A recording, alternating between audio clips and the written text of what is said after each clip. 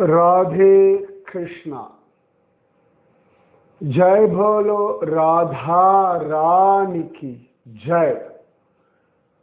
जय बोलो श्री कृष्ण कन्हैया लाल की जय। जय बोलो वृंदावन धाम की जय। जय बोलो यमुना मैया की जय। जय बोलो गोवर्धन गिरिराज की जय। பிருந்தாவனமும் நந்தகுமாரனும். இன்னைக்கு என்னமோ நிறைய கட்டடங்கள் வந்தாச்சு, நிறைய கூட்டங்கள், ஒரே ஹார்ன் சவுண்டு தான், வண்டிகள் கச்சமுச்ச கச்சமுச்ச கச்சமுச்சன்னு பெரிய பெரிய வண்டிகள் அது இதுன்னு. இவ்வளவும் தாண்டி அந்த பிருந்தாவனத்துல கிருஷ்ண சாநித்தியம் ஒன்றும் குறையவே இல்லை. எனக்கு அதுதான் அதிசயமா இருக்கும். பல இடங்கள்ல இப்ப நாமெல்லாம் சில ஊர்கள்லாம் பார்ப்போம், முன்னாடி இருந்ததுக்கும் இப்ப இருந்து நிறைய மாறி போயிருக்கும். அதனுடைய அழகை இழந்திருக்கும் அந்த ஊர். ஒன்று நிறைய வீடுகள் அதெல்லாம் வந்திருக்கும், அப்படியே அதனுடைய அந்த க்ளோரி இருக்கும் இல்லையா, அது காணாம போயிடும். ஆனா பிருந்தாவனம் அதனுடைய எந்த விதமான அழகோ சாநித்தியமோ தெய்வீகமோ குறையவே இல்லை. ஒவ்வொரு தடவையும் நானும் பார்த்துட்டு தான் இருக்கேன். அவ்வளவு கூட்டம் எல்லாமும் இருக்கு. விடிய விடிய டீ கடைகள் எல்லாம் வந்தாச்சு பிருந்தாவனத்துல. ஆனா அந்த ஒரு குதூகலம், அந்த ஒரு உற்சாகம், அந்த ஒரு தெய்வீகம் அப்படின்றது பிருந்தாவனத்துல அப்படியே தான் இருக்கு. உணர்பவர்களுக்கு உணர வைக்கிறான். எப்படி சொல்லலாம், கண்ணன் உணர வைக்கிறான், உணர்கிறார்கள். அதுல யமுனை, இந்த வாட்டி கூட எல்லாரும் கேட்டா, குருஜி யமுனையில நீராடனா சொன்னா, அவ்வளவு சுத்தமா இல்லைங்கன்னு. எனக்கு இங்க உங்களை எல்லாரும் நீராட வைக்கிறது எனக்கு அவ்வளவு இது இல்லைன்னு சொல்லிட்டேன். ஏன்னா ஒரு தடவை நாங்க பிருந்தாவனத்துக்கு போகும்போது ஒருத்தர் ரொம்ப உடம்பு முடியாம எடுத்து வாந்தி பேதி ஜுரம் எல்லாம் வந்தது, ரொம்ப முடியாது. சேர்ந்து டாக்டரை கூப்பிட்டோம், வந்து பார்த்தோம். கேட்ட முதல் கேள்வியா கேட்டது, யமுனையில குளிச்சேடா அப்படின்னு கேட்டேன். நான் கேட்டேன், யமுனையில குளிச்சாங்க, இந்த இடத்துல குளிக்காதீங்கோ அப்படின்னு சொல்லிட்டோம். அதனால நான் இப்பெல்லாம் யாராவது பிருந்தாவனத்துக்கு வந்தா புரோக்ஷணம் பண்றதோட சரி, குளிக்கிறது கிடையாது. ஆனா போன 2-3 தடவை முன்னாடி போய் நான் பிருந்தாவனத்துல இன்னொரு பக்கம் பிருந்தாவனத்துடைய அந்த கரையில போய் குளிச்சோம். ஃபுல்லா அந்த டீசல் ஸ்மெல்லு, மண்ணெண்ணெய் ஸ்மெல் எல்லாம் இருந்தது. யமுனை சுத்தமானவள், மக்கள் தானே அழுக்க பண்றோம். அதே மற்ற இடங்கள் கோகுலம் அங்கெல்லாம் போனா கம்ப்ளீட்லி பரவாயில்ல, அவ்வளவுதான். அதுவும் இப்ப உத்தராகண்ட்ல போய் யமுனோதிரி அந்த பக்கம் வர யமுனையை பார்த்துட்டு அந்த ஒரு பவித்திரம், அந்த பவித்திரத்தன்மை குறவு கிடையாது. அந்த ஒரு ஸ்பட்டிகம் போல சுத்தமான அந்த ஜலத்தை பார்த்துட்டு இந்த இடத்துல யமுனையை பார்த்த நிஜமாவே அழுக்கத்தான் தரும். மாறும், எல்லாம் நிச்சயமாகவே மாறும். ஆனா அந்த யமுனையில் நிறைய படித்துறை இருக்கு. பிருந்தாவனம், மதுரா, கோகுலம், நிறைய காட் அப்படின்னு சொல்லுவோம். காட்னா படித்துறை. சீர் காட், ராம் காட், விஸ்ராம் காட், கேஷி காட், பிரமர காட், நிறைய படித்துறைகள். மதுரா, பிருந்தாவனம், பிரம்மாண்ட காட் வந்து கோகுலத்துல நிறைய படித்துறைகள் உண்டு. பிருந்தாவனத்திலேயே நிறைய படித்துறைகள் உண்டு. நான் இப்ப கூட சொல்லிட்டு இருந்தேன் இல்லையா, பாணி காட். இந்த பாணி காட் அது பக்கத்துல அடுத்து இன்னும் ஒரு காட். எல்லாமே யமுனையினுடைய படித்துறைகள். அந்தந்த இடத்துல நிறைய லீலைகள் நடந்திருக்கு. அடுத்தது நம்ம சொல்ல பார்க்க போறது ராஜா காட் அப்படின்னு பேர் இருக்கு.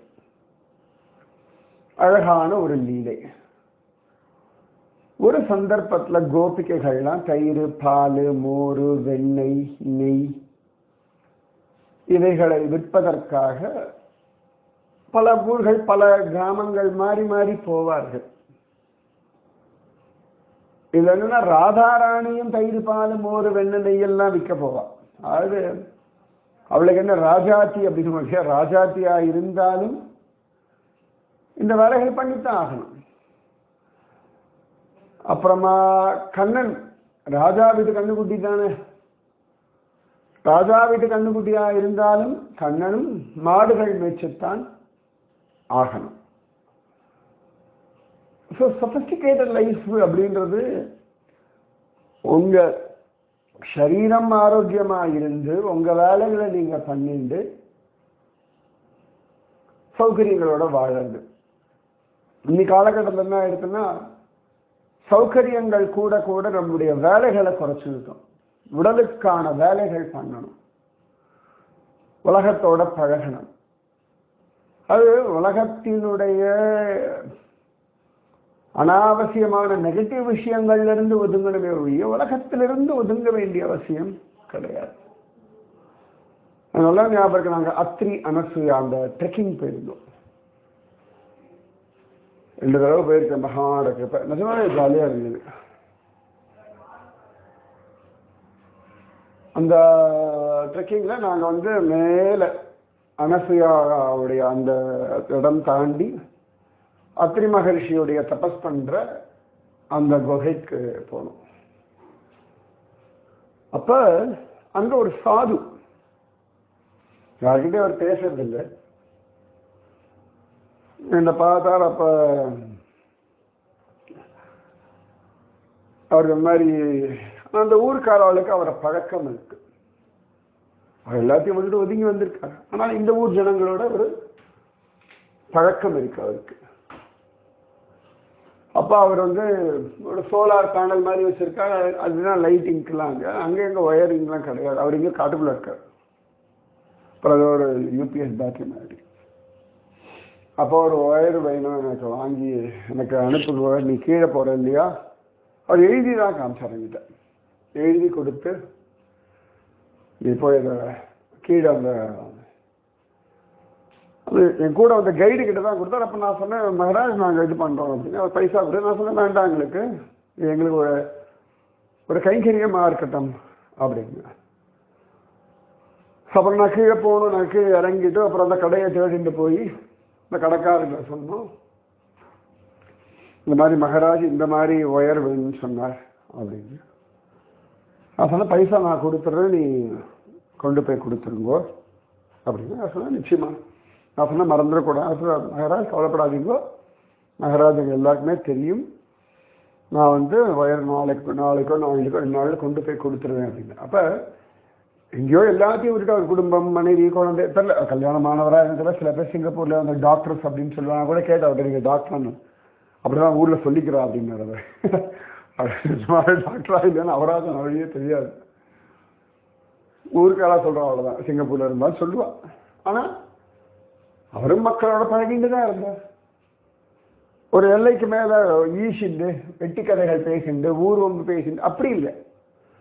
நிறைய பேர் என்ன பண்ணுறேன், நான் சொல்லுவேன், ரொம்ப எல்லாத்துலையும் ஈஷிக்காதீங்கன்னா ஒன்றே பேசவே கூடாது. அந்த 2 எக்ஸ்ட்ரீமில் போய்ட்றா. ஒன்று பேசினா அப்படியே கொஞ்சம் கொலாவி ஈஷிண்டு அப்புறம் சண்டை போட்டுண்டு அப்படி. இன்னொன்று எதோட யாரோடையும் பழகாமல் யாரும் வேண்டாம் அப்படி இல்லை, யாரோடையும் பழகுங்கோ. ஒரு நெகட்டிவிட்டி வராமல் நிலைமைக்குள்ளே போகிற அளவுக்கு பழக வேண்டிய அவசியம் இல்லை. இப்போ நானும் பல ஊர்கள் போகிறேன், பல மனிதர்களோட பழகிட்டு தான் இருக்கேன். சங்கத்தை தாண்டி எங்கள் ஃப்ளாட்டில் இருக்கக்கூடிய செக்யூரிட்டி, ஹவுஸ் கீப்பிங், பூக்காரம், மளிகை கடை பழக்கத்தான் வேணும். அதனால் மனிதர்களோட வாழணும், யாரையும் டிபெண்டன்சி இல்லாமல் பார்த்துக்கணும் நானும். அப்போ ராதாராணியும் கண்ணனும் கூட பெரிய ராஜா வீட்டு குழந்தைகளாக இருந்தாலும் கூட அவரவர்களுடைய கடமைகள், அவளுடைய வேலைகள் என்ன உண்டு அதை பண்ணணும். நாமும் நம்ம வீட்டு குழந்தைகளை அப்படி பழக்கணும். அவர்கள் வாழ்க்கையை அவர்கள் வாழ்வதற்கான விஷயங்களை நாம் சொல்லிக் கொடுத்து தான் ஆகணும். திணிக்கக்கூடாது. ஆனால் நம்ம ஆசீர்வத்தை நிற்கிறது வேற, அவர்கள் வாழ்க்கை அவர்கள் வாழ்வதற்கு அவர்களை தயார் செய்வதுன்றது வேற. சிங்கம், பறவைகள், மிருகங்கள் எல்லாமே தங்களுடைய பிள்ளைகளை அந்த வாழ்க்கை முறையை சொல்லிக் கொடுத்துறது இல்லையா? அதுபோல வாழ்வியல் முறையை சொல்லிக் கொடுக்கணும். அதுதான் ரொம்ப அவசியம். ஸோ நந்தகோபர் கண்ணன் அழகா மாடு மேய்க்க அனுப்புறான், ஜோரா மேய்க்கிறான் கண்ணன். ராதாராணியா அப்பா தயிர், பால், மோர், வெண்ணெய், நெய். அங்கே அப்படிதான் ஆண்கள்லாம் அந்த மாடு மேய்க்கிறது, வழக்காட்டை பார்த்துக்கிறது, இந்த மாதிரி வேலைகள். பெண்கள்லாம் தயிர், பால், மோர் இந்த மாதிரி விஷயங்களை பார்த்துக்கிறது, அதை கொண்டு விற்கிறது, இந்த மாதிரி இன்னைக்கும் பார்க்கலாம். நான் நிறைய பார்த்துட்டு இருக்கேன் பிருந்தாவனம் அங்கெல்லாம். அப்ப ஒரு சந்தர்ப்பத்தில் ராதாராணி கோபிகைகள்லாம் இந்த தயிர், பால், மோர், வெண்ணெய்லாம் நிற்கிறதுக்காக பிருந்தாவனத்தினுடைய ஒரு கரைக்கு வராது. அன்னைக்குன்னு பார்த்து ஒரே ஒரு போட்டு தான் இருக்கு, ஒரே ஒரு ஓடம் தான் இருக்கு. ஓட காரணம் வித்தியாசமா இருக்கான். பெரிய அந்த என்ன சொல்றது, உங்களுக்கு அந்த கம்பளியில ஃபுல் கோட் மாதிரி இந்த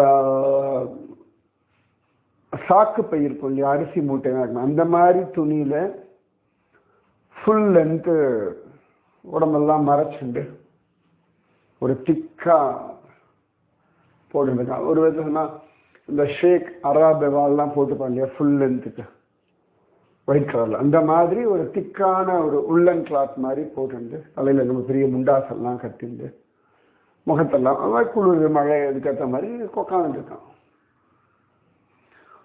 அது யாரும் இல்லை, சரிப்பா ஓடக்கார கொண்டாந்த பக்கம் விட எவ்வளோ எல்லாம் கேட்குறான். அப்போ ஓடக்காரன் சொல்கிறான், அழிச்சுட்டு போகிறோம், உங்களுக்கு என்ன தோன்றதோ நீங்கள் கொடுக்கலாம், உங்களுக்கு தான் தெரியுமே எப்பொழுதும் போகிறது தானே. ஆனால் ஒன்று எனக்கு ஒரே ஒரு நியமம் உண்டு. என்ன? உங்கள் யாரா ஒரு கோபிக்கு நான் பாதம் அலம்பி பூஜை பண்ணணும், அதுக்கப்புறம் தான் நான் ஓடத்தை ஓட்டுவேன், இது என்னுடைய நியமம். கோபிகள் பார்த்து இது என்னடா பூசா இருக்கு, நம்ம ஊரில் இந்த மாதிரி நியமங்கள்லாம் என்றைக்குமே கிடையாது, இது என்ன புதுசு கதை. அவன் சொன்னான், என்னுடைய நியமம் இப்படி தான், என் ஓடத்தை நீங்கள் வரணும்னா இதுக்கு ஒத்துண்டா வரேன். அது யாரும் ஓடமும் இல்லை, போட்காரனும் இல்லை. கோபிகள்லாம் சரி அப்படின்னு ஒருத்தி வந்தான். கண்ணன் சொன்னா, நான் என் ஓடத்தோட பேசிட்டு எனக்கு என் ஓடத்துக்கு சம்மதமாக இருக்கக்கூடிய ஒரு கோபிக்கு தான் நான் பூஜை பண்ணேன். எல்லாரும் சிரிச்சா, உன் ஓடம் பேசுமோ? நான் சொன்னேன், என் ஓடம் என்கிட்ட பேச எனக்கு புரியும். ஆனால் என்னமோலாம் பேசிட்டு இருந்தான். எந்த கோபிக்கு நான் இன்னைக்கு பூஜை பண்ணா நம்ம வந்து நல்லா இருக்கும் என்னமெல்லாம் கேட்குறான், அதுக்கு பேசிட்டு இருக்கான். கடைசியில் வேற யாரு, ராதாராணி தானே. ராதாராணி இந்த கோபிக்கு தான் பூஜை பண்ணணும். சரி, உடனே ராதாராணி உட்கார வச்சு யமுனா ஜலத்தை எடுத்து ராதாராணிக்கு பாத பூஜை பண்றான். வேற யாரு, கண்ணன் தான்.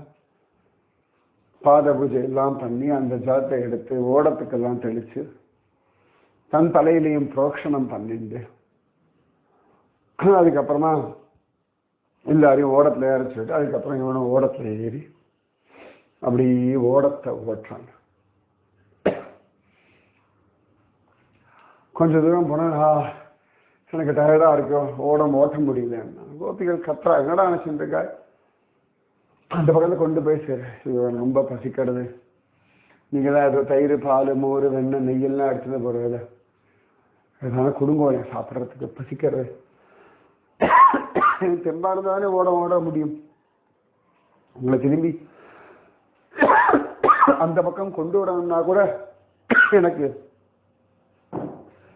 பலம் வேணுமே அப்படின்னு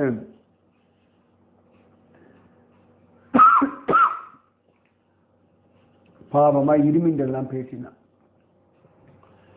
என்னால் முடியல அப்படின்லாம் அந்த இருமல் சப்தம் எல்லாம் பண்ணான். அப்ப கோபிகா சொன்னது பாரு, நீ ரொம்ப பேசினேன்னா கம்சன் இடத்துல கம்ப்ளைண்ட் பண்ணுவோம். நான் சொன்னேன், நீங்க கம்ப்ளைண்ட் பண்ணுங்க, அது வரைக்கும் நான் உசுரோட இருக்கிறோம் இல்லையா அப்படின்லாம் பாவமா சொன்னான். கடைசியில் அவனுக்கு ஏதோ சாப்பிட்றதுக்கெல்லாம் கொடுத்தார்கள். நன்னா சாப்பிட்டான். திரும்பியும் ஓடம் ஓட்ட ஆரம்பிச்சான். திரும்பி கொஞ்ச நேரத்தில் ரொம்ப டயர்டாயிட்டு சாப்பிட்ட கலப்பு அப்படின்னு படுத்துட்டான் ஓடத்து நடுவில். கோபிகளுக்கோ கோபம். அறிவு இருக்காடா உனக்கு, இப்படி பண்றியடா? இது சாதாரணமா இந்த ஓடத்துல ஏறத்துக்கு முன்னாடியே பைசாவை பேசிக்கணும்னு சொல்லுவார். நான் எப்பவுமே ஓடக்காரோட ஒரு டாக்டிக்ஸ் உண்டான். ஓடத்தை ஏற்றிட்டு வாங்க வாங்க வாங்க வாங்க வாங்க, அந்த கடைக்கு தான் போகணும், விலையே சொல்ல மாட்டான். பாதி தூரம் போனவொடனே இவ்வளோ பைசா கொடுத்தா தான் போவேணுமா? இதை கோச்சில் இறங்க முடியாத. நீச்சடிக்கு தெரிஞ்சாலுமே கூட சாமான்லாம் வச்சுருக்க வேறு ஏதாவது முக்கியமான வேலையாக போகிற எல்லாம் எப்படி தண்ணியில் வீசி போகும்? இப்போ ரோடாக இருந்தால் கோச்சில் இறங்கி போகலாம். ஓடத்தை அப்போ இந்த ஓடக்காரன் கோபிகள் கத்ரா. ராதா ராணி பார்த்தா இப்படி யாரும் நம்ம ஊரில் இப்படி ஒரு அடாவடியான ஓடக்காரன் யாரும் கிடையாது அப்படின்னும் பொழுது இவனுடைய அந்த இந்த மேலே போட்டிருக்கக்கூடிய அந்த அங்கி இருக்கு, அது கொஞ்சம் விலக இடுப்பில் புல்லாங்குழல பார்த்துட்டா ராதா ராணி. அப்புறம் உத்து பார்த்தா நம்ம பைய வேற யாரு, இச்சா பைய. உடனே ராதா ராணி அங்கே பாருங்கோடி புல்லாங்குழல்னு காட்ட உடனே எல்லாரும் டாய் கிருஷ்ணா இப்படிதான் வேலை பண்றியா நீ அப்படின்னு சொல்ல கண்ணன் மாட்டின்ட்டோன் அவன் சிரிக்க, ராதா ராணி சிரிக்க, கோபிகைகள் சிரிக்க. எப்படிதான் ஏமாத்திர எங்களால் கண்டே பிடிக்க முடியலடா ஒண்ணு. எனக்கு ஒரே சந்தோஷம். கண்ணன் ஓடக்காரன் நிஜமாவே அதானே. வாழ்க்கையில பல சந்தர்ப்பங்கள்ல கண்ணன், எல்லா சந்தர்ப்பங்களிலுமே கண்ணன் தான் ஓடக்காரன். கடினமான சூழ்நிலைகள், சவாலான சூழ்நிலைகள், புரியாத சூழ்நிலைகள்லாம் நீங்க பாருங்க, தைரியமா இருங்கோ. கண்ணன் தன்னையே காட்டி கொடுப்பான். அதன் பிறகு கோபிகள் ராதா ராணி எல்லாம் சிரிக்க, எல்லாரும் பாடி கைகொட்டி சிரிச்சுண்டு ஆனந்தமா. அதுக்குள்ள கோபிகைகள் ஓடம் ஓட்ட ஆரம்பிச்சுட்டான். ஓடம் ஓட்டிண்டு எல்லாரும் அப்படி அவ்வளோதான். எங்கே போ தயிர் பால் போது விற்க போகிறது அவ்வளோதான். ஓடத்துலேயே இந்த பக்கமும் அந்த பக்கமும் யமுனையில் அப்படி சுத்திண்டு ஆனந்தமா அலைஞ்சுண்டு குதூகலமா இருந்தார்கள். அதனால இந்த கண்ணன் எப்படி அனுகிரகம் பண்ணுவான்றது தெரியாது. அதுக்கு ப்ரூஃப் இது. அதாவது நீங்க உங்க வேலைக்கு போறீங்க, இல்லாட்டி உங்க பிசினஸ் பண்றீங்க, ஓகே, அதுலயும் கண்ணன் அனுகிரகம் பண்ணுவான். Have the faith, hold the faith. இவ்வளவு வேலைகள் இருக்க, இவ்வளவு அப்படி யோசிச்சுட்டே இருந்தால்னா அது இன்னும் இன்னும் மனசு அழுத்தும். இந்த லீலை என்ன? அவன் ராஜாதி ராஜன், ஆனாலும் இப்படி எல்லாம் லீலைகள் சொன்னான். ராஜா காட், அதுக்கு ஏன் அந்த பேர்னு எனக்கு தெரியுது. ஆனா ராஜா காட் அப்படின்னு காண கிடைக்காது. ஸோ கண்ணனோட ராஜா மாதிரி அந்த பெரிய அங்கி போடுனாலன்னு தெரியல.